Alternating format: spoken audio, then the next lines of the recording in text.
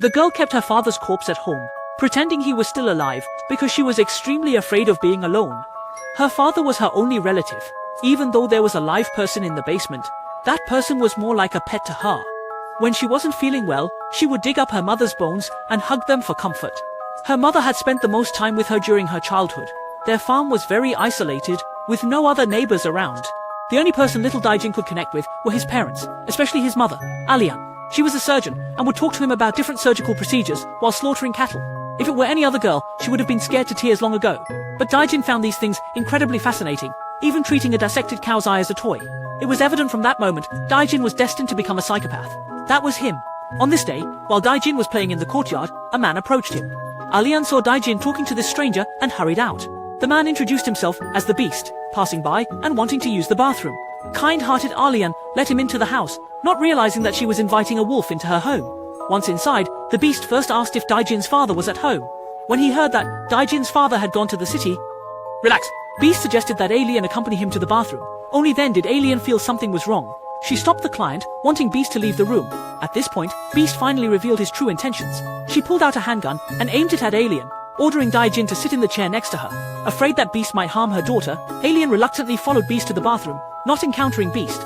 Daijin's father, Old Bai, came back and saw his daughter sitting in the living room. He asked her where her mother went. Daijin replied that she was in the bathroom. At this moment, the bathroom echoed with muffled sounds. Old Bai followed the sound and opened the door to see a heartbreaking scene. The Beast had stuffed Alien into the bathtub and reduced her to a puddle of blood and mud. Old Bai knocked the Beast out with a flower vase. For some reason, Old Bai didn't call the police or kill the Beast. Instead, he dragged the Beast into the bones warehouse and locked it up. The night fell. At night, under the cover of the dark moon and high winds, the two women carried Alien's body into the forest and secretly buried it beside a big tree. The locked-up Beast was not docile. It wouldn't stop yelling Alien's name hoarsely. Old Bai, gripped by frustration and chaos, rushed to the bones warehouse and beat the Beast again. Only after the Beast fell unconscious could Old Bai find a moment's peace. At dawn, he went back to the bones warehouse to stitch up the Beast's wounds. Through dialogue, the two alters have gained a deeper understanding of each other. 为什么要这样做呢？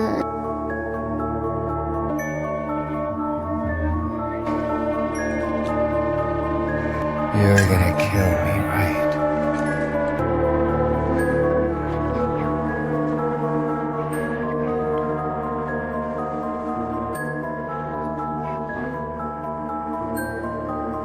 What are you doing? Thanks for watching. The bird quickly figured it out. Daijin, skilled in surgery, removed its eyeball and cut its vocal cords. Now, the bird can neither see nor make a sound.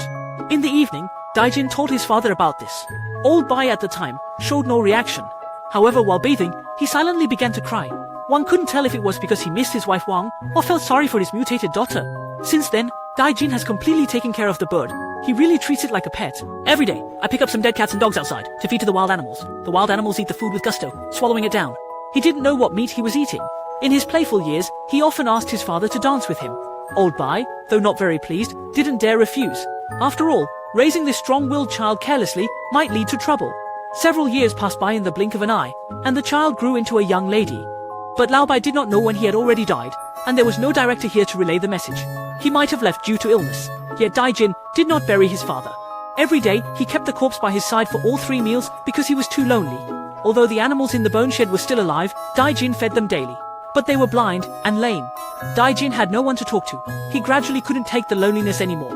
On this day, Daijin unlocked the iron chain on the beast, dragged it out from the barn, and after thoroughly cleaning it in the tub, he led the beast into his own room. In the middle of the night, Daijin drowsily discovered the bed next to him was empty. He suddenly woke up and looked towards the living room, seeing the front door open. He knew the beast must have escaped. Luckily, the beast hadn't gotten far. In no time, he found it outside, wandering cautiously. With a knife in hand, he approached and quickly struck the beast, stabbing it multiple times until it couldn't even muster a cry. Got nuclear again. That's awesome.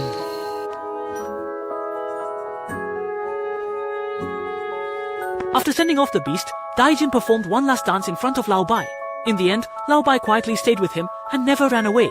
With one motion, he disassembled Lao Bai into small pieces and put them in the freezer. The weather was too cold. No matter how well the house is built, this is the only way. Old Bai used to stay at home with her all the time. After everything was over, Daijin came to his mother's grave and started crying. Dissecting corpses stirred his feelings for his mother. With tears in his eyes, Daijin eventually fell asleep. When he woke up, it was already morning.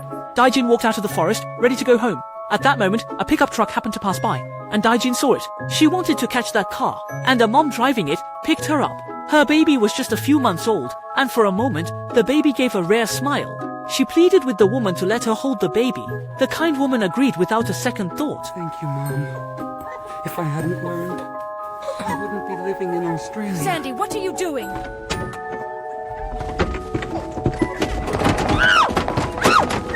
Daijin rushed into the room and locked the door, but the back door of the house wasn't locked.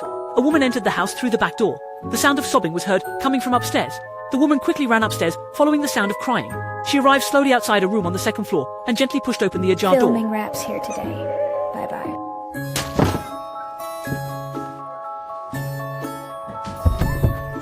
The woman was so focused on watching her child that she didn't notice she was almost stabbed. Despite her severe injuries, the woman crawled to Daijin's feet, begging him not to hurt the child. Indeed, Daijin did not harm the child, but effortlessly performed surgery on the woman, removed her eyes and vocal cords. The poor woman could hear the cries of her child, but couldn't even utter a sound. And just like that, Daijin took the child by force, while the mother was locked away in a dark, timeless dungeon. Daijin brought her food and water every day. The woman ate it voraciously, enduring this prison-like life. Her child, who was taken away, was her motivation to live. The child is 7 now. Daijin named her Xiaobai. At this age, the child has started to understand things. Daijin's daily delivery of food to the cellar sparked her curiosity. One late night, after Xiaobai saw that Daijin was asleep, she decided to go to the storage room to see what was going on. Just as she opened the door to the storage room, everything seemed normal until she went upstairs to the second floor. In the dark, as she was checking around, she was suddenly startled by the sound of a chain rattling in the corner. It was a woman. She heard someone approaching and instinctively knew it was her son. She smiled and crawled towards him, but Xiaobai was so scared he bolted from the bone shed. The woman's appearance was indeed frightening.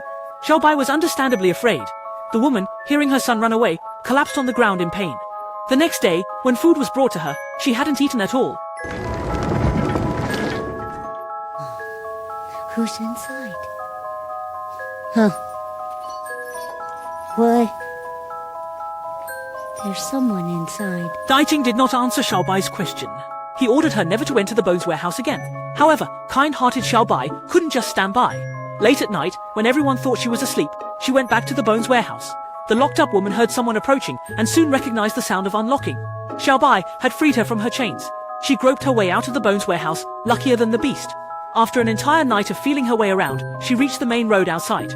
While he was aimlessly following the road, a cart passed by and spotted him. The woman was finally rescued.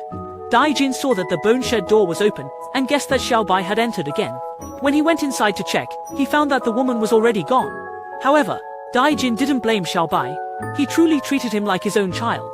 After coaxing Xiaobai to sleep, he returned to the place to bury his mother. This time he directly unearthed his mother's skeleton, holding it and crying loudly. Maybe he sensed impending calamity. His tearful cries echoed, and with the burial complete, the soul seemed to have found peace and went back.